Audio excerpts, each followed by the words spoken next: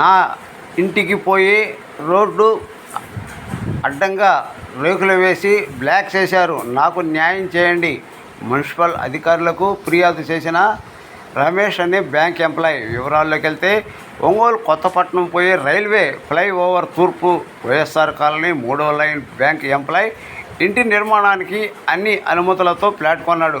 Flat కొనేటప్పుడు ఇంటికి దారి ఉందని, ఇప్పుడు కొంతమంది ఫ్లాట్లో ఉన్న రోడ్డుకు అడ్డంగా రేకులు వేసి రోడ్డును బ్లాక్ చేశారని నేను మున్సిపల్ కమిషనర్కి ఫిర్యాదు చేయగా అధికారులు వచ్చి పరిశీలించి నాకు రోడ్డు క్లియర్ ఇచ్చారని, గత 3 నెలల నుండి ఎవరూ రాకుండా ఇప్పుడు నేను ఇంటి నిర్మాణానికి కరెంటు లైన్ స్తంభాలు వేస్తున్నందున అడ్డగించి పని ఆపించారని మున్సిపల్ అధికారులు క్లియర్ చేసి అటాచ్మెంట్ రోడ్ చేసిన బ్లాక్ చేసిన రేకుల షెడ్ను తీసివేయించి నాకు న్యాయం చేయాలని మున్సిపల్ కమిషనర్కి, ఒంగోలు నగర్ మేయర్, ఎమ్మెల్యేకి కలగజేసుకొని నాకు దారి చూపించాలని అన్నారు.